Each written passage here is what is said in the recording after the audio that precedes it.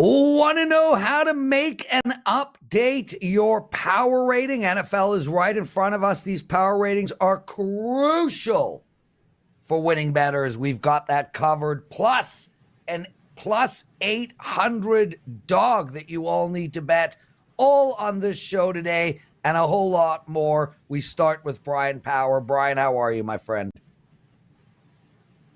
Teddy, nice to see you again. Prez, pleasure as always. Oh, well, as it should be, as it should be. I'm freezing cold in the house. I've got a hoodie on, and I'm ready to go. Yesterday, Matt Joseph came on the show, and he took apart the Navy Notre Dame game. He looked at the first quarter. You are going to look at the entire game. Navy plus 20.5 versus Notre Dame. This game is in days, minutes, hours. How do we bet it? And it's in Dublin, Ireland, of course. We all need to make note of that if you already aren't aware. But let's start with the fact, guys, that taking points with service academies typically tends to be a good idea, right? Especially Navy, 14-6 against the number the last 3 seasons when they're catching points, 10-2 against the number the last 12 times they've been a double-digit dog of 3 touchdowns or less, which is, of course, the range they are in here. Sure enough, last year, these teams are regular opponents. Navy covered a 17-point spread that was in Baltimore, the home of the Ravens. It was a 35-32 final. Yes, I know Navy was down big at the half in that game, 35-13 before they make it interesting. I don't see them falling into that kind of hole here, though, in the first game of the season. Looking at Notre Dame, they bring in Sam Hartman at quarterback, the transfer from Wake Forest. We know that, but they've also got a new play caller. Tommy Rees is off to Alabama. So I'm not convinced the Fighting Irish will necessarily be clicking on all cylinders offensively right out of the gate, especially since weather sounds like it could be a factor in Dublin. Last forecast I saw said 80% chance of rain. If it is raining, theoretically, that helps the underdog. We know Navy likes to run the ball. Now, Notre Dame has obviously had plenty of time to prepare for the triple option, which is usually key. But remember, this is a new Navy staff this year, guys. Brian Newberry promoted to the head coach. And Grant Chestnut, the new OC, is one to watch. He comes over from Kennesaw State. They also ran the triple option. Few added wrinkles, though, they did. So I'm interested to see what Navy does with the offense this year. You look at the two defenses, guys. Navy may not have as much talent, but they do have more experience. And over those final 5 games of last season, Navy's defense held 4 opponents to 20 points or less. I do believe Navy will stay within the number here. And the under probably isn't a bad look either if you're interested in the total. Teddy covers. So when we look at the end of Navy's season last year, it wasn't like they were playing a whole lot of juggernauts down the stretch. Offensively, certainly nobody that compares to Notre Dame. I look at the Fighting Irish offense with Sam Hartman behind center. And I try to ask myself, where are the stops coming from Navy? How are the stops coming from Navy? Because when they played an explosive offense a year ago and in every recent season, they've had a hard time getting stops. So I'm assuming your thought process here is that Navy's got to get stops. They're not going to trade points with the Irish all day. Where do the stops come from? Or is Navy going to trade points? Is it a game where we like the over? Well, I mean, no, it isn't. I do think it's a low-scoring game. I don't think it's going to be something resembling like we saw last year, 35-32. But again, Navy's defense, they are more experienced. And again, I talked about how I'm interested to see what Navy looks like on offense with the new OC.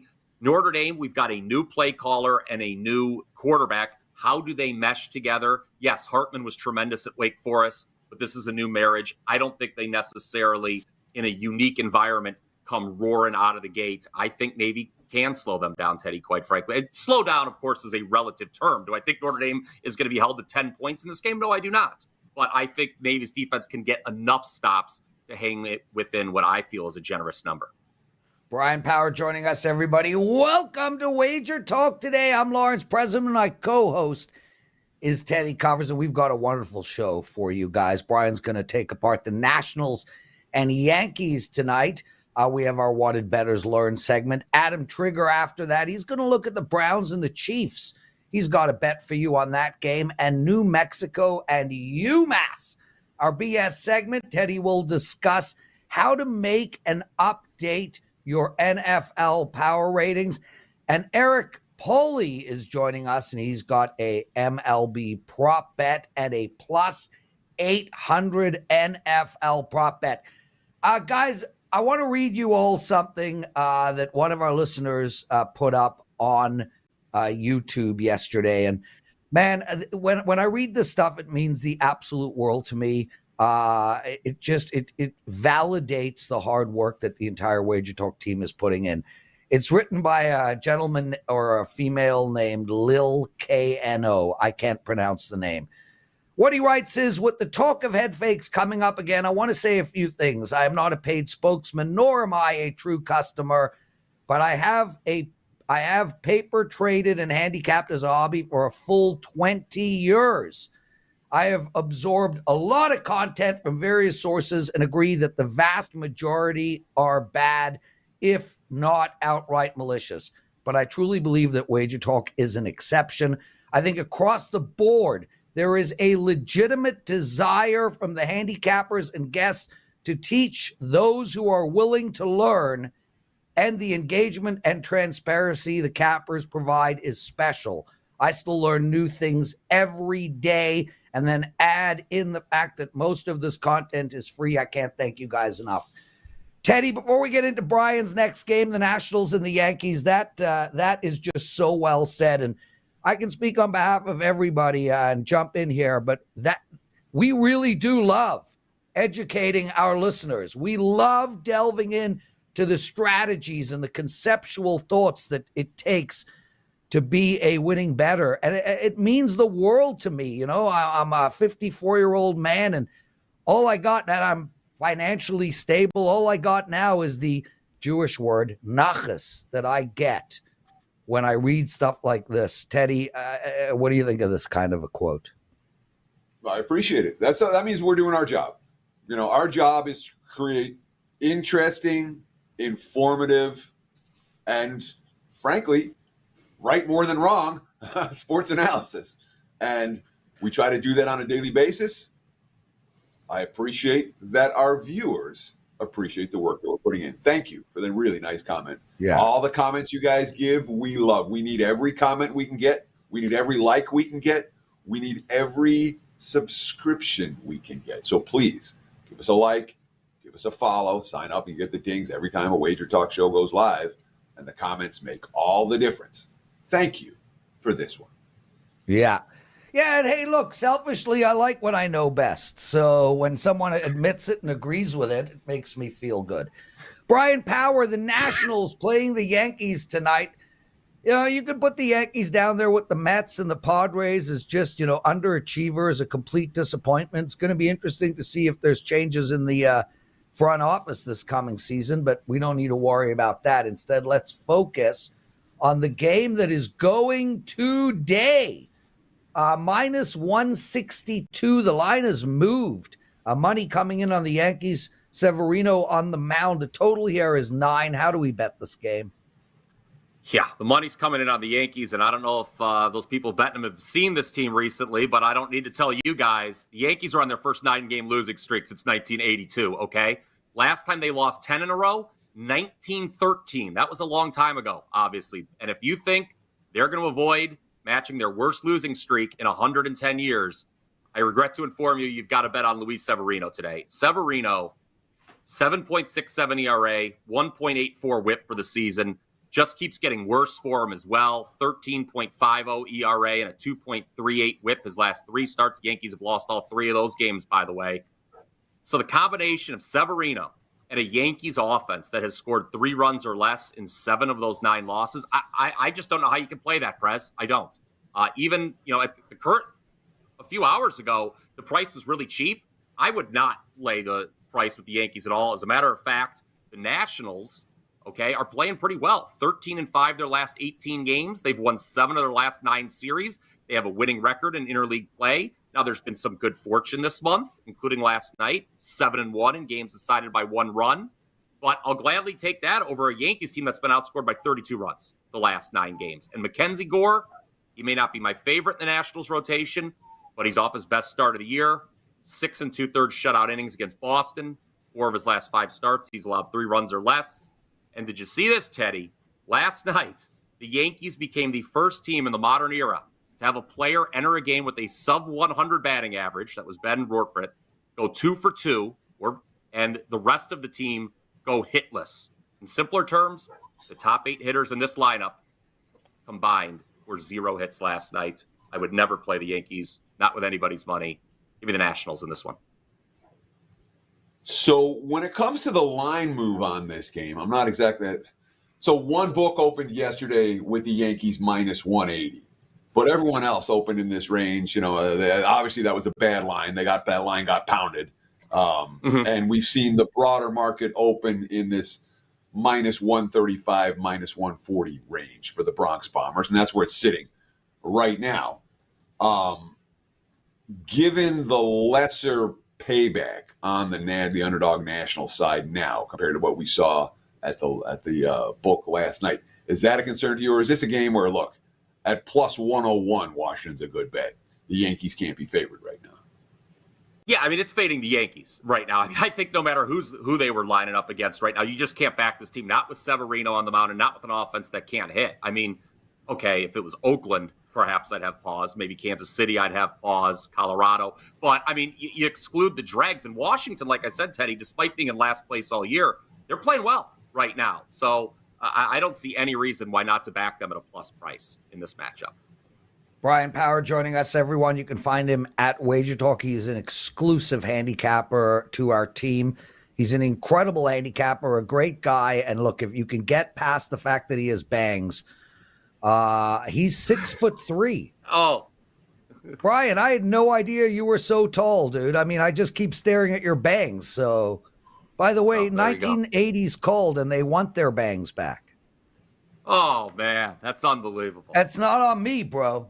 They really do want their bangs back. Okay. What do you got to promote? Fair enough. What do I have to promote? 13 4-1 run the last 6 days. We've got a best bet posted right now. Major League Baseball 8-3 run. We were number 1 in MLB from last year's playoffs through the All-Star break, getting back on track now. College football will be on the way. NFL preseason had a great start to the soccer season as well, 5-1 in the EPL through the first 2 weeks. So who knows? Maybe I'll even get a haircut, Prez, the next time I show up. But for now, I'll take the 13 4-1 run over the last 6 days, and let's keep it going. Yeah, Bryan, when you do, just, make sure to bring that bowl. Teddy. Seth, one of our listeners writes, Drew Schultz, best content on the net, and the Prez plays the greatest heel of all time on Puck Time. Man, I was a wrestling fanatic growing up. I can't stop watching the show Dark Side of the Ring, and I would have been a heel. For 100%, I would have been a heel. So thank you, my friend. My brother, what did we learn in the wonderful world of sports betting? Well, we learned that there was a question yesterday that we wanted to answer during this segment, and that was how to create power ratings from scratch. And it's worth noting, power ratings, not power rankings. Power rankings, you're just ranking the teams in order. Power rating, you might have 5 teams that are power rated the same. So there's a big difference between power ranking and power rating. This is how I started creating power ratings. I moved to Las Vegas in 1998. That football season, I said, I need to start making power. I need to start making my own numbers. I had no idea how to do it. This is what I did. I found 3 sets of power ratings, one of which was the Gold Sheet power ratings, which we'll hear from Eric Pauly from the Gold Sheet later on today's show. Gold Sheet, easy enough to get if you're following WagerTalk Today and WagerTalk TV.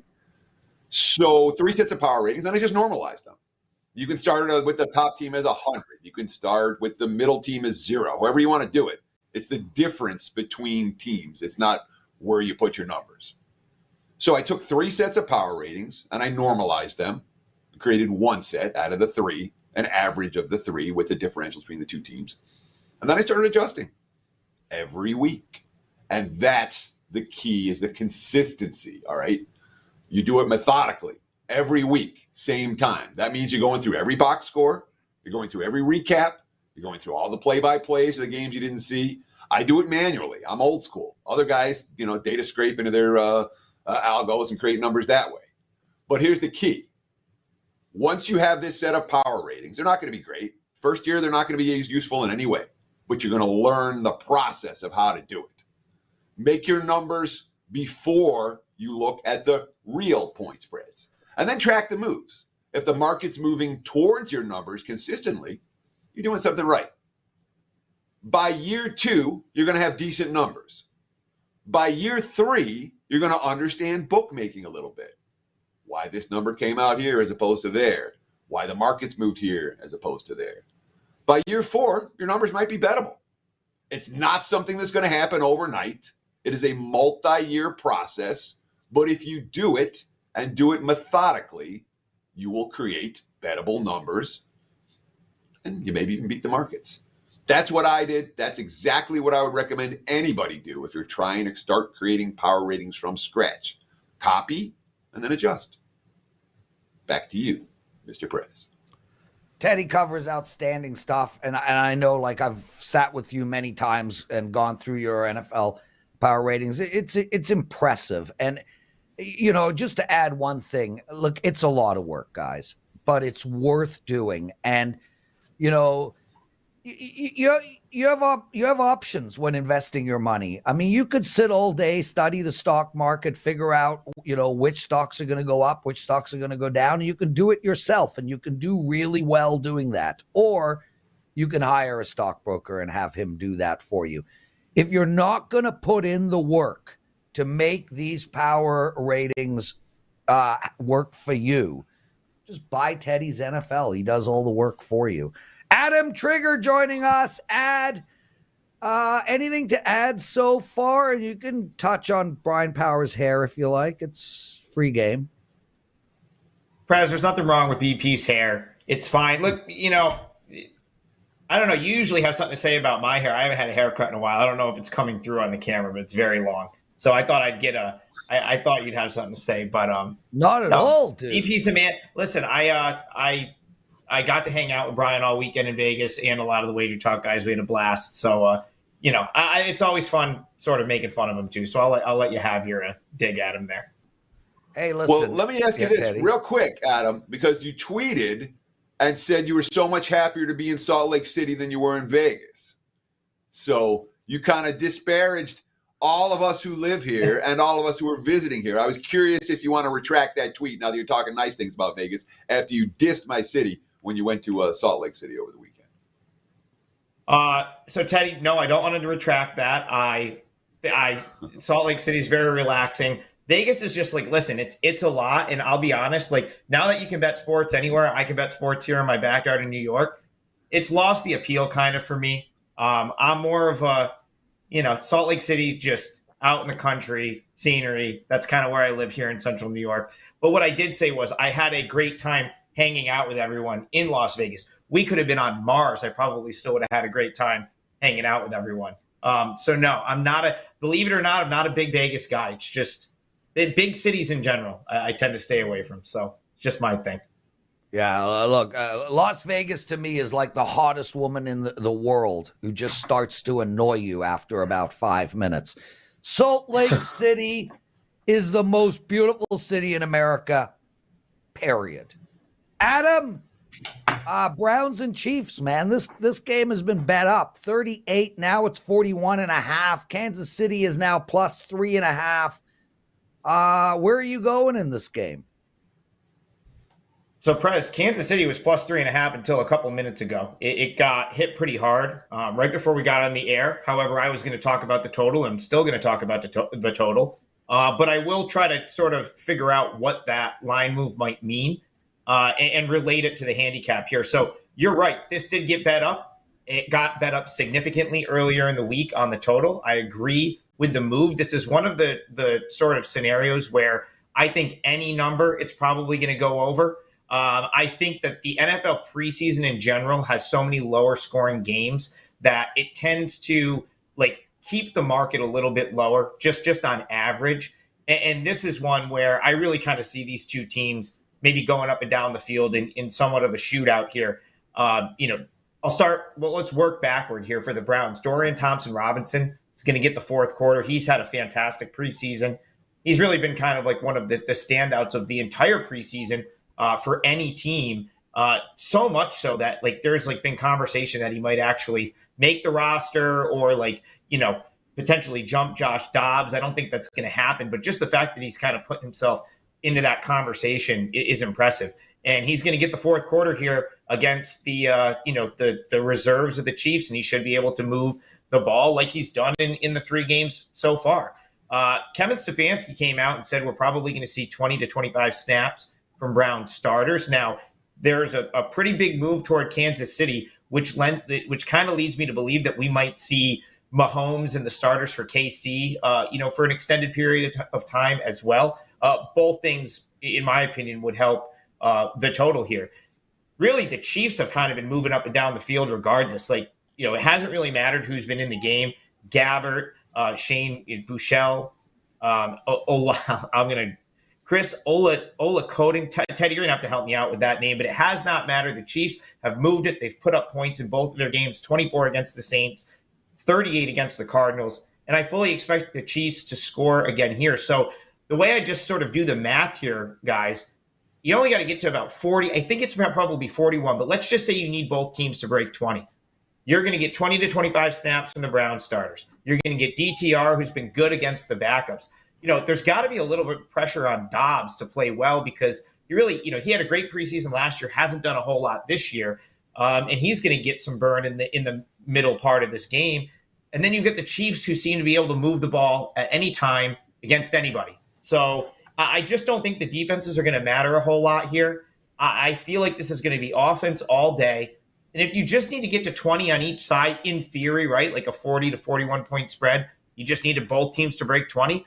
I'll be kind of surprised if they don't. So I don't think there's any number, that's out there right now. I can't see it moving much further, but I don't think there's any number I wouldn't be willing to play this at. I think you're going to get points here, Browns, Chiefs in the preseason over the weekend, and you're probably good, 40 or 41 to cash the over here. So just to be clear, we've seen over money come in on this game. From a side standpoint, we saw a little two-way action. There was some money for Cleveland, and then now we've seen a pretty significant move in favor of Kansas City. The Browns were 3.5, and as you said, now they're down to -2. Any idea what this money coming in for the Chiefs is about? I know Kansas City, as you mentioned, hasn't mattered who's been a quarterback for them, but of course they played Arizona last week. And it's like Arizona's got that quality defensive depth in the second half. But any idea what the markets are reacting to right now with this money for KC?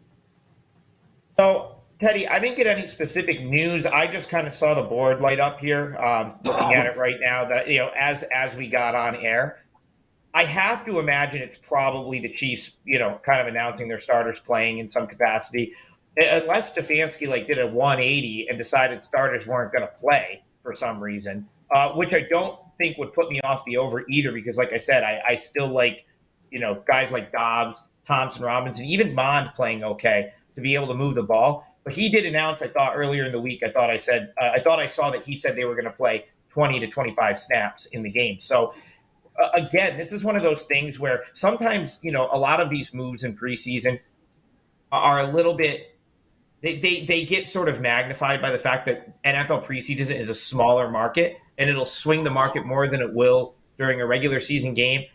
I'm not going to read into it too much. I think you have first string, second string, third string on both of these teams offensively that have the ability to move the ball. And I think that's what we're going to see in this game. So there's really not much that's going to put me off the total. And surprisingly, it's not that lopsided. You would think that this high total would be something like, heavily toward the over, but the ticket split somewhat even.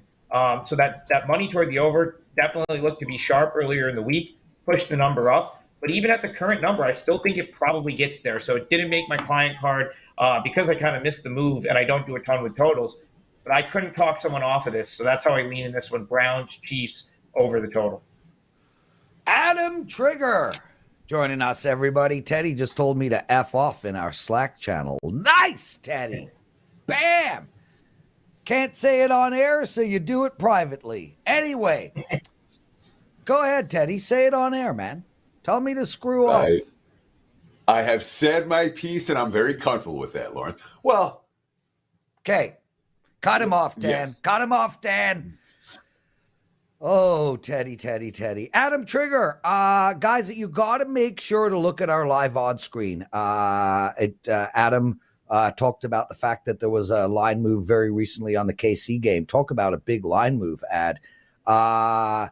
June 23rd, we had a -9.5 on New Mexico. Now it's -6.5. But as we're talking, there is a 6 on the board. That's a big line move. There's clearly a lot of money coming in on UMass. How are we betting this Saturday game?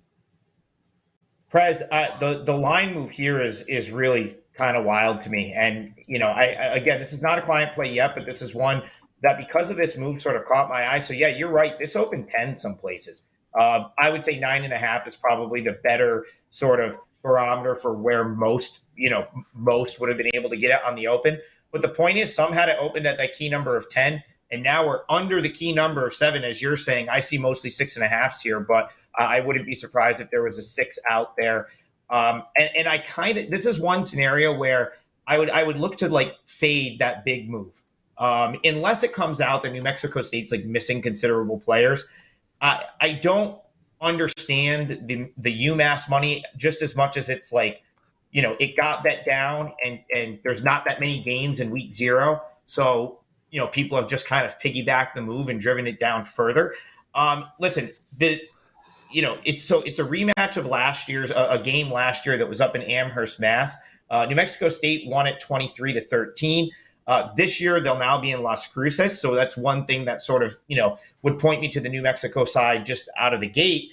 And as far as New Mexico is concerned, you look at what they did last year, very impressive toward the end of the season. They won 5 of 6 games to get to bowl eligibility, and then they beat Bowling Green in the Quick Lane Bowl. So a pretty impressive first season for Jerry Kill. And I kind of think they could take a step forward in this year under Kill, second season. They got an offense that has a lot of guys returning. Diego Pavia is going to be back in the quarterback position. He's got 3 or 4 linemen coming back with him. And they ran the ball well last year, and I believe all of their running backs are back this season. So, when I look at the two teams here and you've got a low total in the mid-40s, suggesting that this might be a low-scoring game, it seems to me like New Mexico State, under those circumstances, should be able to move the ball a little bit, especially on their home field here. In their home opener, they'll have, they should get a crowd to show up behind them, and I have a feeling it's going to help them move the ball. On the ground, it tends to be a little bit easier early in the year, especially when you have that much returning. So here's what I think the infatuation is with UMass. They will almost guaranteed be better than last season. It would be virtually impossible for them not to be. They were 1-11, one of the worst teams in the country, and they kind of had a good offseason as far as the transfer portal is concerned. Tyson Pumachan, I believe is how you pronounce the quarterback's name. He is going to transfer in from Georgia Tech. He will be the starter. Not a ton of experience, but he's a playmaker, and I think he instantly makes UMass's offense better. Just like on paper, they should be better. On paper, with some of the transfers, they should be better. But they still have a lot of new guys. And in my opinion, I would need to, before I start betting on that, especially on the road, in a kind of a high-profile opener, right? This is a week 0 game, national TV. New Mexico State doesn't get many of those, so you got to imagine they are going to be up for the game as well. I just think that's a lot to ask for UMass, even out of the gate. And now you're talking about a 3.5-point move, putting them under the key number of 7. That just seems like the move it just feels too big to me. I didn't really want any part of this game at 10. I don't know if I'll come with a client play here, but just from a straight up value perspective, I feel like New Mexico State at 6.5 or better is a pretty big bargain in this one, mainly because I'm just not seeing huge reasons to want to fade New Mexico State or want to bet on UMass. I mean, UMass, I would say it's a lot of potential there, and they should be better than 1-11. But New Mexico State very well could take a step forward and build on their 7-6 bowl campaign last year as well. So I'll give the nod to New Mexico State. And now that we're under a touchdown, I think you're getting a little bit of value with the Aggies, and that's the way it would go this Saturday in Las Cruces. Teddy? So lay it with New Mexico State, says Adam Trigger. Adam, real quick, if we can. I want to talk about I want to talk a little bit about how numbers move over the summer, because we talk about the openers, the week 0/week 1, and we say this is a big line move. And in my mind, I feel like we're doing our much of our audience a disservice when we say that. The lines came out 2 months ago. They sat around, and over the course of 2 months, bettors are like, yeah, we'll take a little bit here, we'll take a little bit there, we'll take a little bit here. Most bettors aren't taking a +10 on a game like this in June. Most bettors are looking at this game this week. And obviously, if the number lands between 7 and 9, 7, 8, or 9, it's a problem. But otherwise, pretty much what the results are going to be the same. Now, from an ATS standpoint. So my question is this. When you look at a week 0/week 1 line move, where the lines have had all summer to bounce around and all people are doing is looking at these same games, and compare that to a week 2 or a week 3 line move, where the money really is pouring in on someone pretty quick. Are they the same in your opinion, or is it different when it comes to week 1/week 0 and the rest of the season? Oh, Teddy, I think it's very different. And so just use this game for an example. Had this happened week 3, I'd probably be like, okay, well, New Mexico State's off limits for me, right? Like I'm not gonna bet into that 3-point line move. Someone must be out. Gonna have to, really sort of figure out what that happened. And even at that case, I'm still probably not gonna fade a move like that. It would just require more research into the personnel. Whereas in this case, I really do believe that this is a result of this being up all summer. Pretty much exactly what you explained. Yeah. I'm sure sharp guys took UMass at 10. They saw value there.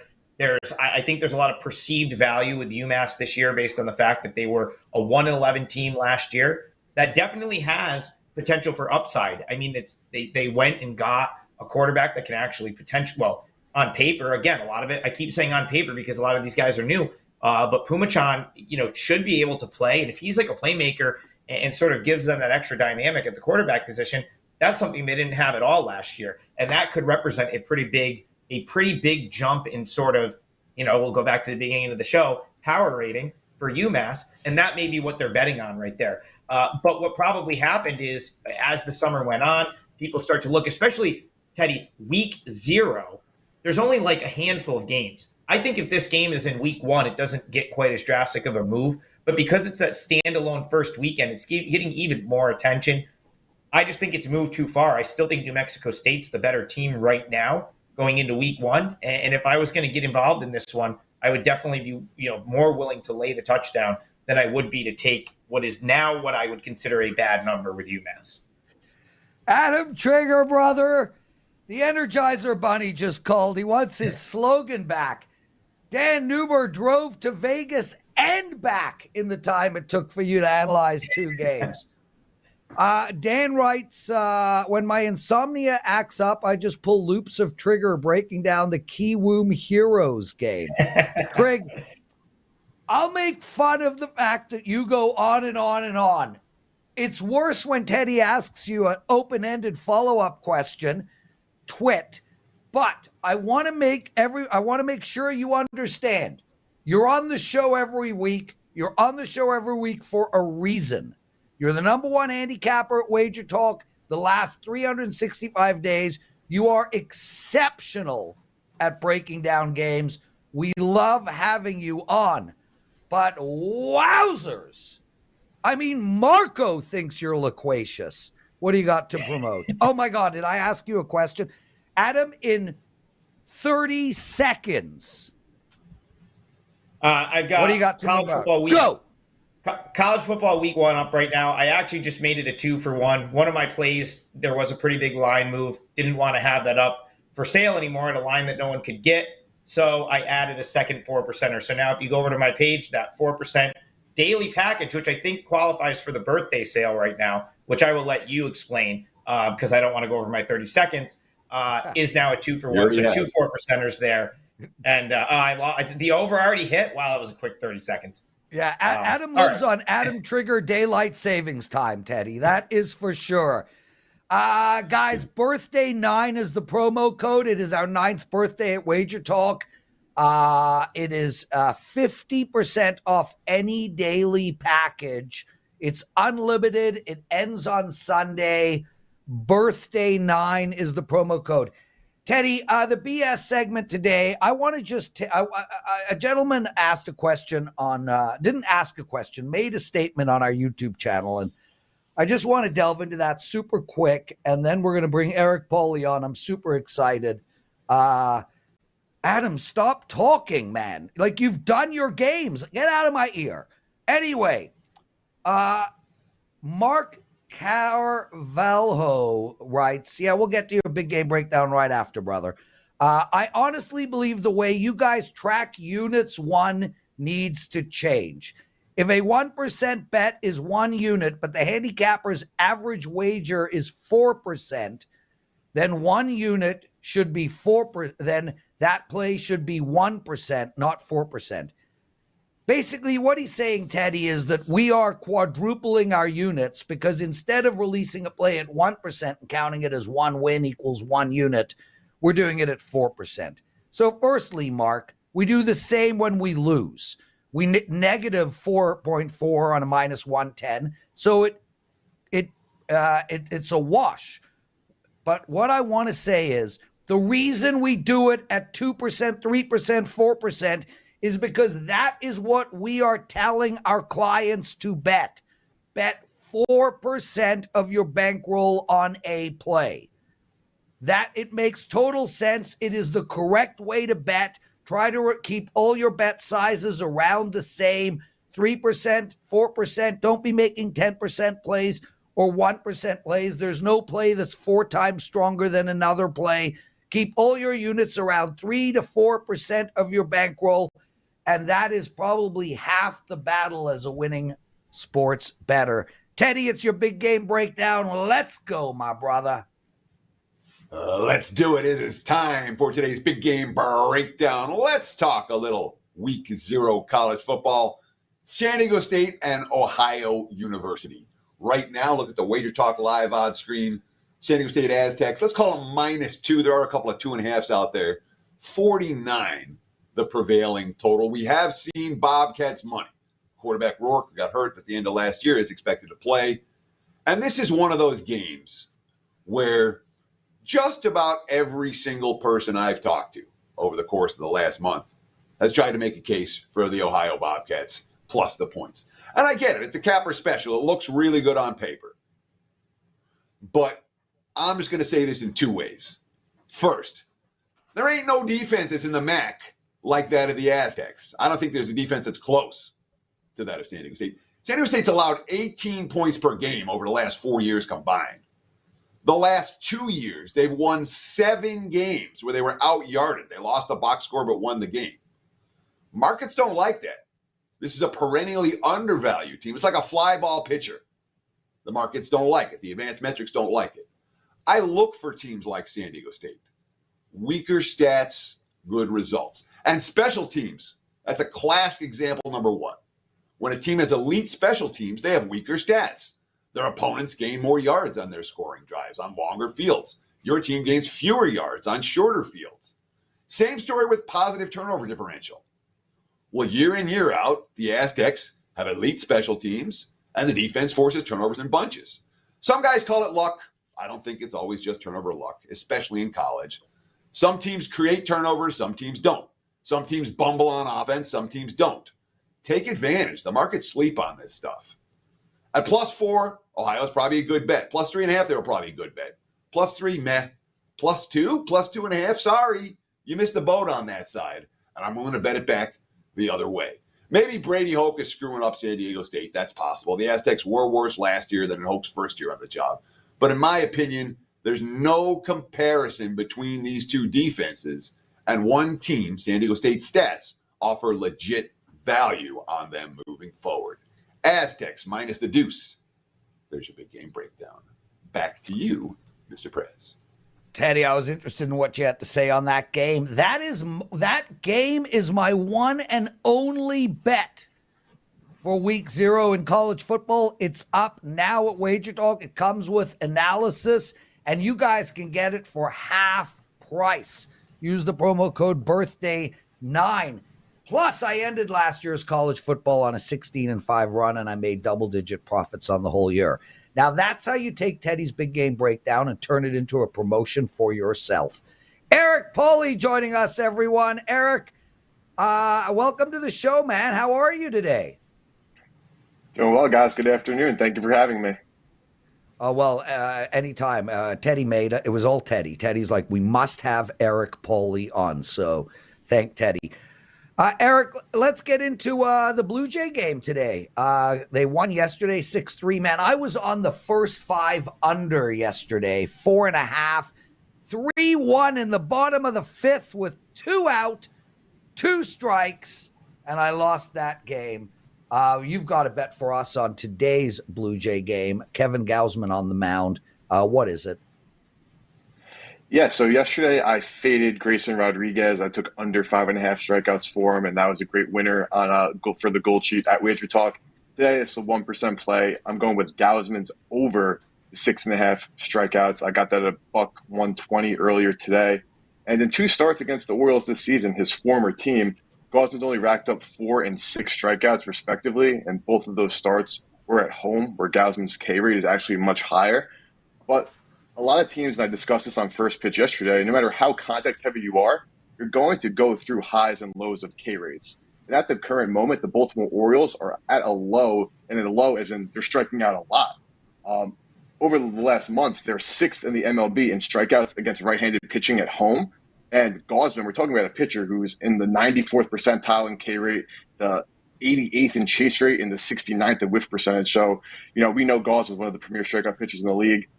He needs to have a great start to kind of get himself back into this Cy Young race. And again, I know the Orioles have kind of been a thorn in his side from a strikeout perspective. Did a great job laying off that that sinker in his last start. But at plus 120, too much value going with one of the best in the business to rack up Ks against a reeling Orioles team. And a team that hits the ball well no matter what, but they have been striking out a lot. So we locked in Kevin Gausman over 6.5 Ks today at Camden Yards. So Gausman doesn't have more than 6 Ks in any of his 3 starts this month. Last time he played the Orioles, he couldn't get out of the 5th inning, 103 pitches. You talked about how they laid Still off had the 6 Ks. Yeah, exactly. He did not go over the total. If you had 6 Ks and you bet over 6.5, that's what's called a losing bet. What is it about this time about Baltimore that you think is going to be different for Gausman compared to last time where they saw him well and hit him hard? Earlier this month. Like you mentioned, though, I know they only pitched 4.1 innings before he was knocked out of that game. But yes, you said it would be a losing bet. But he still had 6 strikeouts in the game, so it's not as if he was completely off that number. And again, I think the biggest thing that I focus on as well, and I actually think that the fact that Gausman hasn't had a great month is why we're getting plus money on this bet. And of course, you have to think about it in terms of implied probability. So I'd much rather take a strikeout heavy pitcher at plus 120. It's not like I'm laying juice for this wager. Yeah. And I also focus a lot on how the current form of the offense, while Baltimore, of course, is a force to be reckoned with when they're on, just like any team in baseball, no matter how contact heavy they are, they go through strikeout phases. And a 26.7% K rate against right-handed pitching at home in the month of August does not inspire a ton of confidence for me. And this isn't the Orioles can't go and still hit him hard and win this baseball game. Yeah, Gausman can get 7 strikeouts through 5 innings and can still leave the game with losing the game. So not directly correlated, reeling in terms of the K rate for the O's.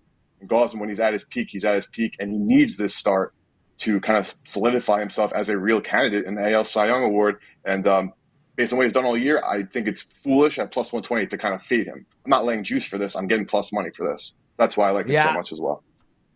Eric Pauly joining us, everyone. And Eric, Jesse Schul writes, attaboy, Eric, tell Teddy how it is. Listen, points for that. Guys, Eric Pauly, part of the Gold Sheet team. If you guys have not checked out the Gold Sheet, I don't know what you're doing. I mean, this is honest. Firstly, it's the oldest sports betting publication on the planet. Secondly, it's the legendary. Legend, wait for it, Dairy. Guys, name the show that's from.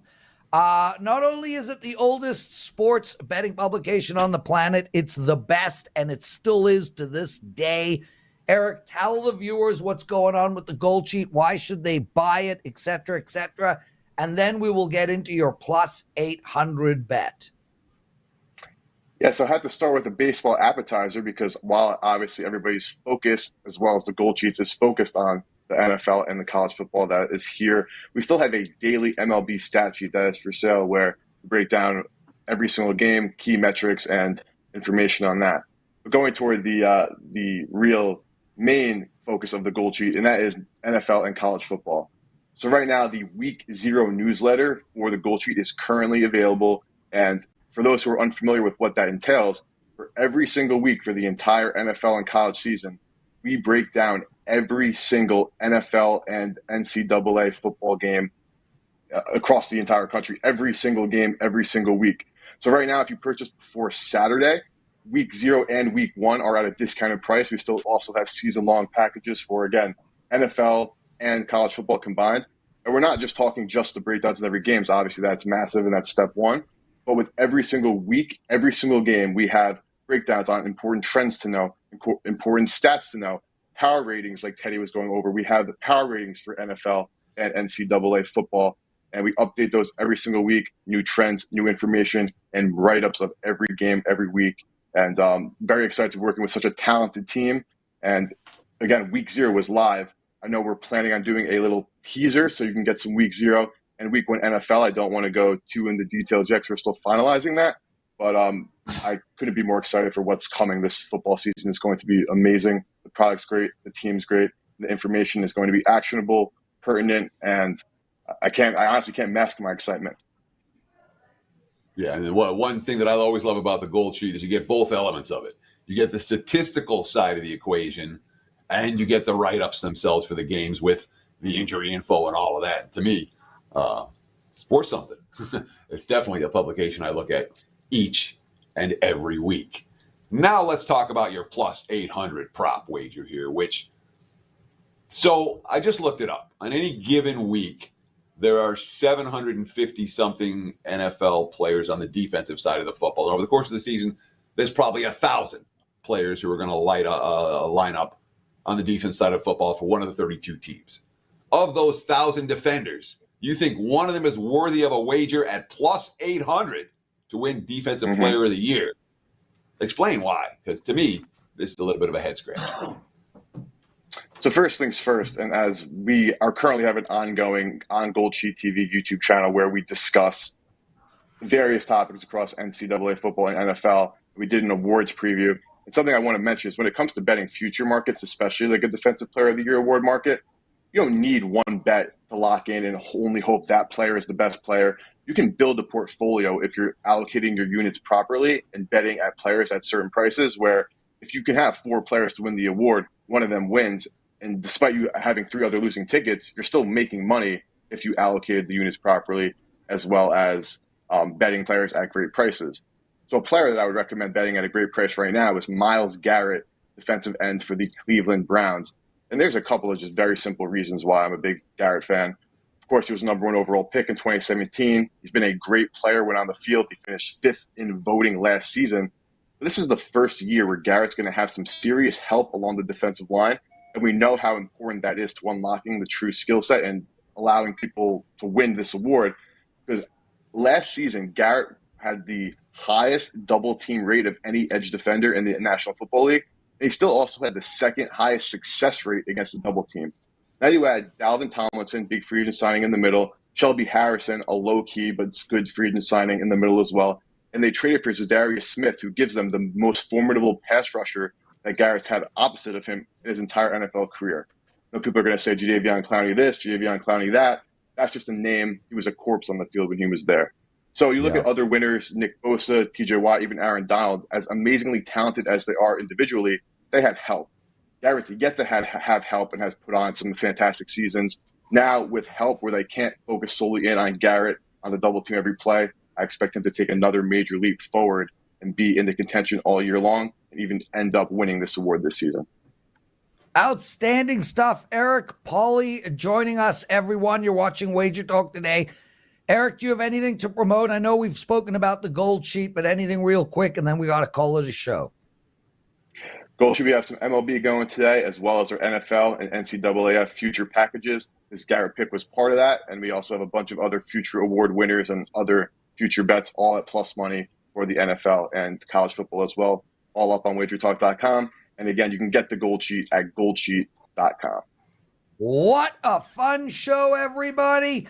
Guys, if you want us to answer your betting strategy question, please put it up in the comment section of the YouTube video. I look at all those comments every single day. We need a whole bunch of betting strategy questions. Teddy and I can make them up, but we'd rather answer yours. Shout out to Bryan Power, Bryan the Bang Power, Adam the Energizer Bunny Trigger, and Eric Get the Job Done Pauly. Great show. We'll see you all tomorrow. Teddy, my brother, take us home. Enjoy the games and good luck.